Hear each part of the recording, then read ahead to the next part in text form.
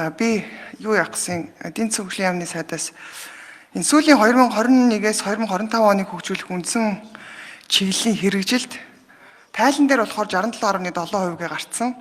Гэхдээ үүнийх нь 20% нь яг одоо хэрэгжээд дуусаагүй байгаа ажлууд байгаа юм байна. Тэгэхээр түрүүн та хэлсэн яг манай яамны судалгаагаар бол бараг 50%-тай хэрэгжсэн. Тэгэхээр энэ хэрэгжээгүй төлөвлөгөөгөө одоо яах вэ? Үргэлжлүүлэх юм уу? Эсвэл одоо шинээр төлөвлөөд хэрэгжээгүйг нь орхиод явах юм уу? Энэ дээр одоо яг ямар одоо бодлого баримталчин 5 жилийн төлөвлөгөөндөө баримталж байгаа вэ гэдэг нэгдүгээр асуулт. Хоёрдугаар би эдийн засгийн хөгжлийн яамны сайдад бас захимаар байна. Шинжлэх ухаан манай хөдөө аж ахуйн гол шинжлэх ухааны хүрээлэнгүүд эдийн засгийн хөгжлийн яам дээр байдаг. Гэвч ирэх одоо 5 жилийг тодорхойлохдоо ахаад ийм системтэй зүгээр ийм гоё одоо лоозонтой ийм өргөн хүрээвтэй наривчлагдаагүй ерөнхийлсэн ийм ажлуудыг төлөвлөмөөргүй байгаамаа. Хөдөө аж ахуйн салбарыг одоо эдийн засгийн тулгуур салбар болгож хөгжүүлье гэх юм бол тогтолцоогоор нь өөрчлөгч харахгүй бол болохгүй байгаамаа. Хөдөө аж ахуйн салбарын бүтээгдэхүүний экспорт сүүлийн 5 жилийн хугацаанд 2020-оос 24 онд жишээлбэл хасах 0.6%-тай 2023 онд 3.4%-тай 2024 онд 2.8%-тай байгаамаа. Бодит дүнгээрээ ер нь бол бүтээгдэхүүний экспорт буурж байгаа. За нөгөө талдаа хөдөө аж ахуйн төсөв сүүлийн 5 жилийн хугацаанд нэг дахин өссөн. Буюу 2 их 80 төгрөг бид нар зарцуулчихсан байгаа. Хөдөө аж ахуйн салбарын бүтцийг хараад үзэх юм бол төсвийн бүтцийг харах юм бол төсвийн 60% нь нөгөө бүтээгдэхүүн үйлдвэрлэлийг дэмжих хөнгөлтэй зээлийн хүүгийн хөнгөлөлт, датаас урамшуулал бүгд орж байгаа. Тэгэхээр нэг талдаа бид нар ингээд төсвөө нэмээд байгаа, дэмжлэг үзүүлээд зээлэр хөрөнгө оруулалтад зарцуулаад байгаа юм шиг боловч нөгөө талдаа ерөөсөө энд хүнсний нийлүүлэлт нэмэгдэхгүй байна. Тэгэхээр энэ бүтээгдэхүүн чинь олширхгүй байна. Бид нар ерөөсөө импортоос хараат улс болж байгаа гэдгийг би онцолж хэлмээр байгаа. 49% нь импортоор бид нар эрэлтээ хангаж байна хүнснийхаа. Тэгэхээр энэ хүнсний бүтээгдэхүүний индекс одоо яагаад хэрэв нийлүүлэлт нэмэгдсэн бол үн буурах ёстой. Гэтэл 86 пунктээр нэмэгдсэн байгаа хүнсний бүтээгдэхүүний хүнсний бүтээгдэхүүний индекс.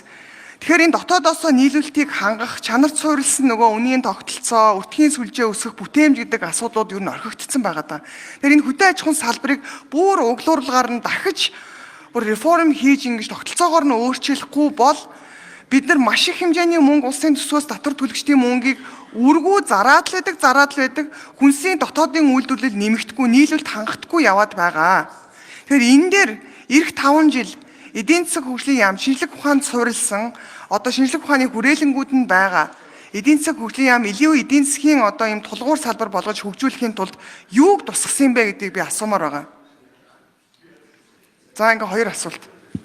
За энэ 24 оны сонгуулийн дараа байгуулагдсан засгийн газар бүтэц сүрэлтгүүний хуулиндаа өөрчлөлт оруулад шинжлэх ухааны салбарыг эдийн засгийн хөгжлийн яамд харьяалуулсан.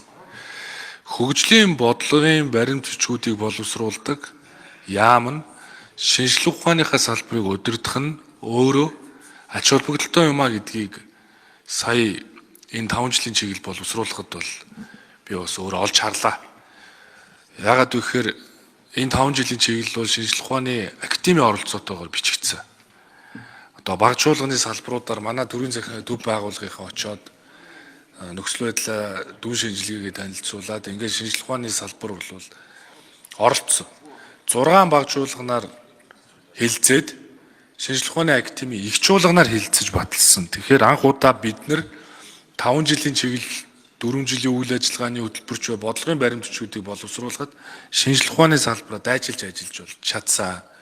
Тийм учраас энэ олон хүрээлэнгүүд бол олон салбарын хүрээлэнгүүд хэдийж энэ бол шинжлэх ухааны салбар хэрэглээний судалгаа хийх үүргийг хүлээж байгаа учраас нэг газараа төвлөрөх нь бол ач холбогдолтой. Хэрвээ хүрээлэнгүүд одоо салбар руу шилжвэл за бас нэг улс бол нэг хэрэглээний судалгаагаа хийгч одоо нөхцөл байдалгүй болоод ингээд салбар болгоны өдөр тутмын асуудал тусалцаа үзүүлдэг нэг юм байгууллага болчих эрсдэлтэй байна гэж ер нь том агуулгаараа бол харж байгаа. 21-с 25 оны 5 жилийн чиглэл байгаа. Энэ 5 жилийн чиглэл дээр нийцлийг нь харж бид нар шин төслөө боловсруулсан. Аудитын дүгнэлт гарсан хэдий ч хэрэгжиж дууссаны дараа үр дүн наривчлан дүн шинжилгээ хийх ёстой. Зарим нь нөгөө хугацаа нь бас болоогүй учраас хэрэгжээгүй гэдэг ийм үр дүн бол гарцсан байгаа юм. Тэгэхдээ хэрэгжиж хугацаанд дууссаны дараа үнэлгээ өгнө. За 21-ээс 25 оны 5 жилийн чиглэлийн хөрөнгө оруулалтын хөтөлбөрийн хавсралтад нийтдээ нэг 73 төсөллийг бид нэр энэ 5 жилийн чиглэл рүү татаж авч оруулсан. Энэ дээр юу вэ гэхээр санхүүжил шийдвэрлэгдээгүй мөртлөө хэрэгцээ шаардлагын хувьд өндөр, сошиал дээр импакт өндөртэй төслүүдийг ангилаад хэрэгжиж байгаа төслүүдээс нэг 20, санхүүжлийн их усүр шийдвэрлэх шаардлагатай төслүүдээс нэг 20, тэзүү зураг төслийн шаардлагатай төслүүдээс нэг 13 төслийг татаж авсан. Хэдийгээр санхүүжилт тэзүү аль аль нь хийгдээгүй ч гэсэн 13 төслийг авч явахгүй бол салбарын үр дүнд нөлөөлөх одоо заавал тэрийг явуулж идээр салбарын үр дүн буюу дээрэс нь үндэсний үр дүнд нөгөө индикатор дээр нь ахиж үзүүлэх шаардлагатай учраас заавал одоо татаад явсан гэдгийг бас хэлье. За тэгээ хөдөө аж ахуйн бодлогын асуудал дээр энэхүү сайд хариулна. За хариулъя. Мантхаа сайд ер нь үг хэлэх болгонд бол хөдөө аж ахуй сүүлийн 5 жил уруудаад байна гэж яриад байгаа юм. Хаанаас ямар тоо ав юу хараад байгааг нь ерөөсөө ойлгохгүй. Монгол улсын статистик ерөнхий газрын мэдээ бол өөр л заагаад байх юм. 2020 онд хөдөө аж ахуйн салбарын ажил хүчний тоо 525 байсан. 24 жилийн эсрэг 652 мянга болж өссөн. 120 мянган хүн хаанаас гараад ирв? Хөдөө аж ахуйн экспорт 2020 онд 421 байсан. Одоо 977 сая. Нэг дахин нэмэгдчихэд байна шүү дээ. Зөвхөн энэ онд хэд ажил хүч 48 мянгаар нэмэгдчихэд байна. Сая ноолуурын боловсруулсан ноолуурын экспорт өнгөрсөн оны мөн үеэс 5 дахин нэмэгдчихэд сая өнөөдрийн тоо гарч байна. 100 сая доллараар өсөж байна шүү дээ. Тэр энэ өсөлтөө баталгаажуулахын тулд энэ бодлого. За цаг нэмж өгье. Минут нэмж өгье. Энэ амжилтаа батлахын тулд хүнс хөдөө аж ахуй хөнгөн үйлдвэрийнхээ боловсруулалтын хүчин чадлыг 50%-аар нэмнэ эх 5 жилийн дотор гэсэн зорилт тавьлаа. Энэ дотроо энэ маань өөрөө маш олон гүнзгий агуулгатай. Мал аж ахуй, газар тариалан, бэлчээр ашиглал, ус чуулалт, үр сорт, хөрс хамгаалал, ашигт шимт мал сүрэг, үржил селекц, ингээ хүнс хөнгөн үйлдвэрийн боловсруулалтын төвшин, экспорт гэсэн бүгдэн одоо хүрээх хамарсан 10 гаруй том бодлогын асуудлыг оруулж ирж байгаа зүйл шүү дээ. Энэ 3 минутанд багтаж хариулах болцоо. Өөдрөг байгаа. Танд арга ухаан мэрэгэн санаа байвал тэрийг санаа гаргаж ерөнхий хоосон ингээд дайраад байх юм. Ингэж өөрчлөмөр байна энийг. Ингэж бодлого бол гаргамаар байна гэд. Ажил хэрэг санал ярил л да. Тэр чинь хэрэгтэй байна шүү дээ. Тэр чинь хүлээгээд байна шүү дээ. За тоо бол худлаа ярьдгүй. Тэгээ тийм учраас би эдийн засаг хөгжлийн яамнаас асуугаад байгаамаа. Арай эдийн засаг суурьтай салбарыг одоо хөгжлийг бүтцээр нь өөр төвшөнд харах учраас би мэрэгжлийн одоо яамнаас нь асуугаад байгаа. Шинжлэх ухаанч одоо яг шинжлэх ухааны хүрээл нь өөрөө дэрэгдээ байгаа учраас хэрв өнөөдөр нийлүүлэлт нэмэгдсэн бол яагаад хүнсний бүтээгдэхүүний үн өсөөд байгаа юм бэ гэдгийг энгийн би зүгээр supply demand-аас би зүгээр эдийн засгийн энгийн би ойлголт асуугаад байгаа юм. Нийлүүлэлт өнөөдөр нэмэгдээд сүүлийн 5 жилийн хугацаанд улсын төсөв нэг дахин нэмэгдсэн. Экспортын чинь дундаж нэгжийн үн унаад байгаа хасах 0.6% унтсан байна. Яагаад өнөөдөр тэгвэл хүнсний импорт жил ирэх тусам нэмэгдээд тэгсэн мөртлөө хэрэглээний үнийн одоо хэрэглээний индекс өөрөө 61 пунктээр нэмэгдсэн. Хүнсний үнийн бүтээгдэхүүний индекс чинь 86. Эдийн засаг чинь сүүлийн жил бараг 3 дахин тэлжлээ шүү дээ. Орлого нэмэгдчихлээ. Хэрэглээ өсөж байна. Хэрэглээгээ дагаад импортын тоо чинь хэрэглээний импорт өндөр гараад байна шүү дээ. Нөгөө талаас дотоодын үйлдвэр нийлүүл тасралтгүй нэмэгдэж байна. Газар тариалан өсөхгүй гэдэг өссөнгүү мөнгөнийхөө хэмжээнд өссөнгүү гэж яриад байх. Хүний иддэг гурил хэрэглээний хэмжээ тэр тогтсон төвшөндөл байгаа шүү дээ. Амьдрал сайжирсан гэдэг 3 дахин илүү гурил идэхгүй шүү дээ. Тэр орлогонд бусад хэрэглээлүүг гараад байгаа байхгүй. бусад өөр сонголт руу яваад байна шүү дээ.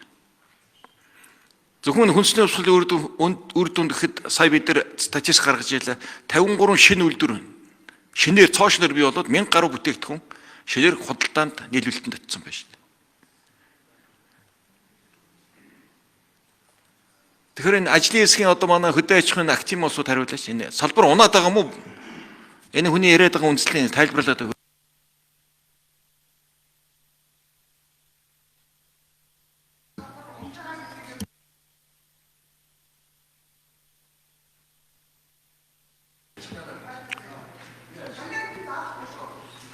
За.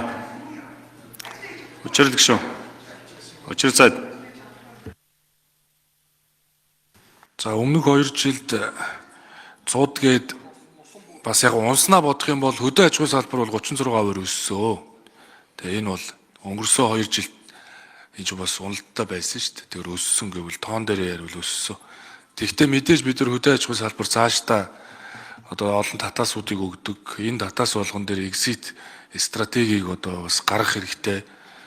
Тэгээ олон тулгуурт болох хэрэгтэй. Энэ гадаад худалдааны хийж байгаа олон хилцээрүүд байна.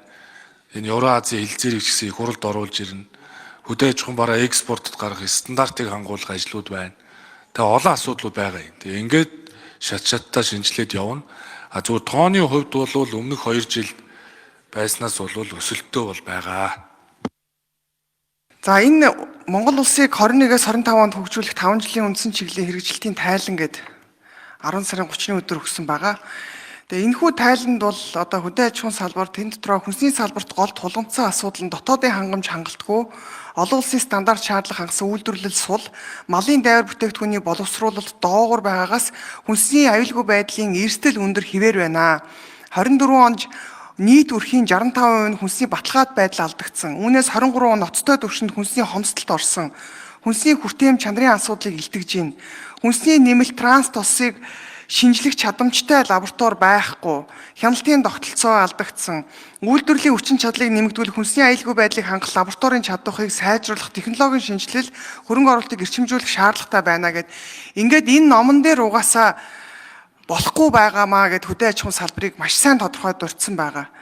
Гэвч үннийг хэлсэн хүнд одоо хүн өшөөтэй гихчээр одоо сайд маань намайг одоо удаа дараа занал хийж дарамтлаа. Би одоо энэ салбарыг хөгжүүлэхийн төлөө салбарыг углуур гарна, бүтцээр нь нэг дахиж та системээр нь тогтолцоогоор нь өөрчилж хараач ээ. Тэгэхгүй бол татвар төлөгчдийн мөнгө өөрөө үргүү зардал руу яваад байгаамаа.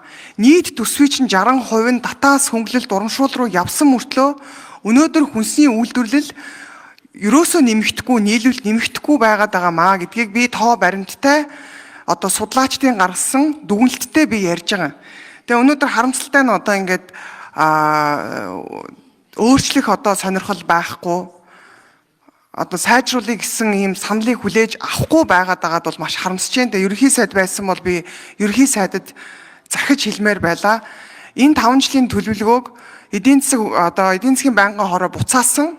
Тэгэхээр энэ ажлын хэсэгт миний бие ороод хөдөө аж ахуйн салбар дээр одоо бас энэ эх 5 жилийн чиглэл дээр одоо өөрийнхөө бас нэлийн саналыг наривчилж оруулнаа гэж одоо бас энд хэлмээр байна.